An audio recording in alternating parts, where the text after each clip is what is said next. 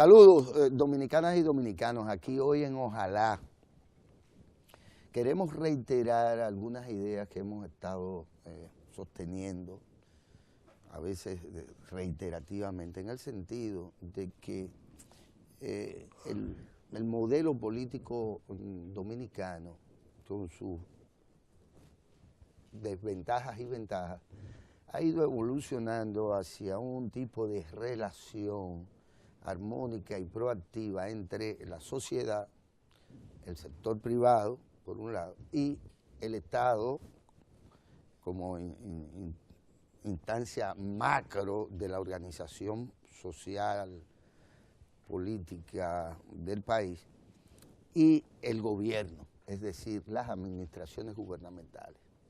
A partir de, como ha dicho el presidente de la República, ya en una reflexión que hacía recientemente, ya no se trata de del mismo tipo de relación entre los partidos políticos y el electorado, vamos a llamarle de esta forma, o los electores. Que ya existe hoy una relación distinta a la que era propia de décadas anteriores, quizás en el mismo esquema del modelo político predominante hace décadas. Ya hoy la relación entre el electorado y los partidos políticos ha evolucionado hasta un punto en donde el elector sí piensa, sí demanda, sí tiene sus propias expectativas y sí espera que sus organizaciones las representen.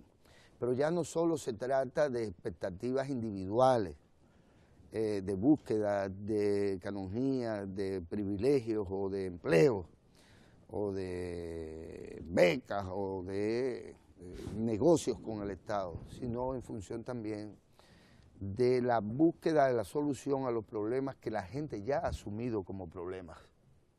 Problemas que van desde los medioambientales hasta los problemas que tienen que ver con el cambio climático, pero además problemas de convivencia. La gente ya se dio cuenta que el modelo de acumulación o de generación de pobres, a pesar de que el modelo económico funciona, genera recursos, pero lo que hace es que genera una proporción prácticamente de la mitad de la población que se empobrece y es excluida. Ya eso no funciona, y no funciona porque la sostenibilidad de esta organización social no se puede basar en generar tantos pobres y en generar un nivel de concentración de la riqueza como el que nos ha caracterizado en el continente en general. Entonces, ya se trata de una relación distinta del elector con los partidos políticos, pero del Estado con respecto a los partidos políticos, hoy son instituciones públicas, no lo eran hace 30, 40 años. Se concebía el sistema de partidos políticos ajenos al financiamiento y al escrutinio de órganos tales como la propia Junta Central Electoral, pero al escrutinio de la población que dice, con mis impuestos se le están dando tantos millones de pesos a los partidos en función de la cantidad de electores que tienen y del peso específico que realmente tienen. Ya hoy hay otra mirada de la sociedad hacia el Estado y los partidos políticos. Pero el presidente de la República en el día de ayer, y quiero dirigirme hacia allá, pone de manifiesto esa visión que él tiene con respecto a los cambios que se han operado y rescata por igual el tema de la transparencia y de cómo los niveles de transparencia que hoy son demandados, nacionales e internacionalmente, y de cualquier tipo, esos niveles de transparencia no se tenían hace apenas 4, 5, 6, 7 años. Que los niveles que sí se ha avanzado y sí hay aportaciones específicas que le permiten al presidente decir, en el tono que le caracteriza, decir con sinceridad y con franqueza, que no comparte la idea de aquellos que quieren meter a todos en el mismo saco. Haciendo referencia en particular al hecho de que habría que reconocer, por ejemplo, estos 3, 5, 10 puntos que son resaltantes para que él solicitar que no lo metan en el mismo saco, o para constatar Lee esos puntos. Mírenlo aquí. Reducción de la pobreza y la desigualdad. Sí, se ha reducido pobreza y se ha reducido la desigualdad. Cumplimiento del 4% del PIB para la educación y la puesta en marcha de la revolución educativa. Han construido más de 17.000 aulas, vamos para 18.000. Y se han reparado más de 5.000, andamos por 22, 23.000. Antes de que finalice el año, 1 millón de estudiantes estarán en la tanda extendida en las escuelas. Con todo lo que eso significa para las familias de ese 1 millón de estudiantes. Obviamente, para un porcentaje importante de la población.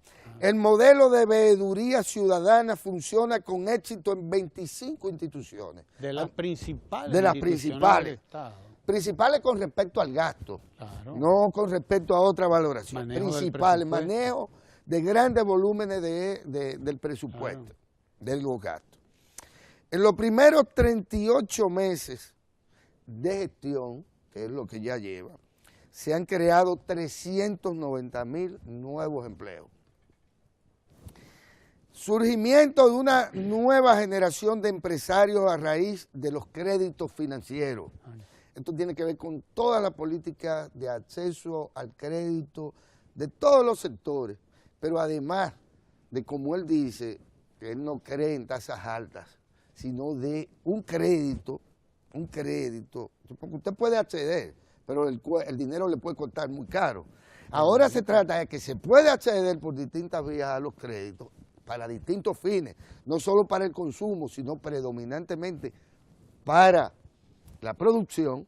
Usted puede acceder a créditos con tasas históricas de estímulo y de promoción de los sectores que puedan acceder a ese crédito.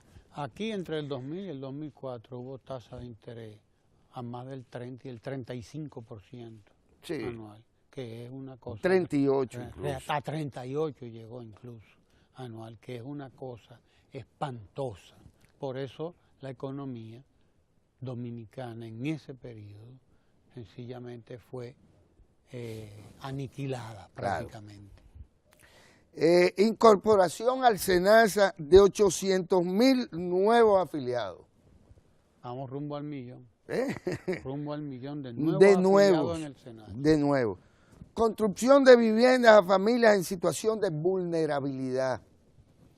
Y no estamos hablando solo de Boca Cachón, de Rito, de Mesopotamia, de las que se entregaron en Nagua ahora, etcétera. Estamos hablando de Ciudad Juan Bosch. Que otro esquema, que es el del fideicomiso y oferta de vivienda también, que si no, de no ser por esas condiciones, no podríamos ninguno obtener una vivienda. La oferta de vivienda para el año que viene supera los 60.000, algo nunca visto en la historia de la República Dominicana. La oferta supera los 60.000 para el año que viene. Hay un aspecto que el presidente destaca y también merece destacarse en este caso, precisamente por el preámbulo que hice, porque se trata de ver como un éxito de él, la gestión del presidente Danilo Medina, la firma del pacto educativo. La firma del pacto educativo, ¿por qué? Primero, porque fue un ejercicio de horizontalidad, fue un ejercicio transparente, de convocatoria a la participación. Como lo está haciendo la discusión del pacto eléctrico ahora mismo, que entra ya, acaba de entrar en su segunda fase. Así es. La primera fue la de las propuestas, se han consensuado más de 100 propuestas, en las que se ha llegado, en más de 80 de ellas se ha llegado a una verdadera consenso. Sí. Y quedan unas 20, 28 creo, en las que el consenso todavía es parcial. O sea, se está haciendo una discusión de ese pacto eléctrico igual de transparente, igual de participativo, igual de horizontal que el pacto por la educación. Por la educación, que son dos temas fundamentales de cara al futuro, porque queda claro que sin la voluntad política del presidente para resolver el tema eléctrico, a partir de dotar al Estado de una mayor capacidad de negociación con el sector privado para modificar la matriz energética y por lo tanto hacer posible que nuestros empresarios sean competitivos con un tipo de energía más limpia, con un tipo de energía más económica y con un tipo de tarifa también más baja y sin dependencia de los subsidios. Exacto. Que yo decía ahorita, a propósito del informe del Fondo Monetario Internacional, este es más reciente de ahora, que en el año 2012 lo que propuso el Fondo Monetario Internacional era que se aumentara un 18% la tarifa de la energía eléctrica. Esa era la propuesta del Fondo Monetario Internacional en el 2012. Y bajarle 1 punto, 2 puntos al déficit fiscal. O sea, la forma de pagar el déficit iba a ser sacándole también a la gente más cuarto para pagar esa energía cara y mala que nosotros hemos estado recibiendo, aunque ha ido mejorándose indudablemente la oferta y ha ido mejorando también la calidad. Pero no solamente no se aumentó la tarifa eléctrica en un 18%. Se rompió el acuerdo con el fondo precisamente por eso, porque el gobierno no aumentó, se resistió, dijo que no, que eso no iba a aumentarle en un 18% la tarifa eléctrica a la gente, sino que además de eso, a partir del 2012, el gobierno empezó a reducir el déficit fiscal en 4%, que ni siquiera el fondo se lo hubiera exigido, un déficit, una reducción tan radical, tan brutal del déficit. Ni siquiera el fondo se lo hubiera propuesto. Pues este gobierno se lo propuso y año por año ha mantenido el déficit fiscal en un 2.6%, más o menos, 2.8%. 2.4. En el primer año fue 2.7, 2.8. En el segundo año anda por 2.5, 2.6. Y ahí se ha mantenido el déficit fiscal, sin necesidad de endeudar más al país, sin necesidad de aumentar el costo de la vida, de mutilar la inversión social, sino todo lo contrario. Se reduce el déficit, pero se aumenta la inversión social y se aumenta la inversión también en la agropecuaria a nivel nacional. Se aumenta la inversión en la educación, el 4% para educación, nada más y nada menos, del Producto Interno Bruto. Y todo eso sin seguir la receta del Fondo Monetario Internacional, que aunque ahora ha venido a decirnos algunas cosas, que se debe consolidar la deuda, etcétera, etcétera, pero ha dicho que reconoce la robustez de la economía dominicana y reconoce que su recomendación en el 2012 no era la mejor.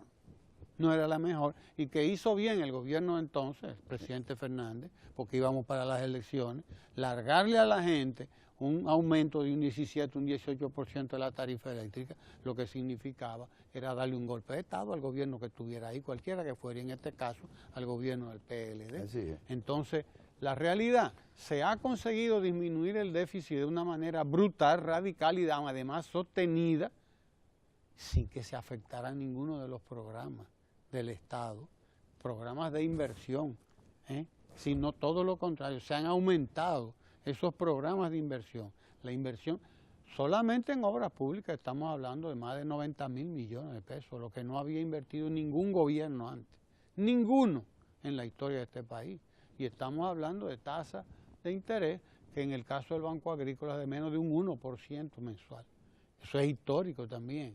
De manera que el Fondo Monetario puede venir a tomar una clasecita de cómo llevar a cabo todo esto sin afectar los programas de promoción social. Yo quiero remachar la expresión del presidente de que no comparte la idea de aquellos que quieren meter a todos en el mismo saco. Porque eso significa tener una tabla rasa que no funciona realmente. La realidad es que el presidente, y lo destaca en esta intervención ante Finjus, que tiene que ver con el reconocimiento que él hace de que la transparencia es una demanda ciudadana. Y de que así como los distintos sectores esperan y tienen expectativas y han demandado cosas distintas, de distinta naturaleza, por igual la gente demanda transparencia en el uso de los fondos públicos. Y con Porque razón. la transparencia también permite saber si en realidad se va o no por un buen ritmo, por un buen rumbo. La transparencia permite un monitoreo, no solo del Fondo Monetario Internacional o del Banco Mundial o de los técnicos del Banco Interamericano de Desarrollo, no.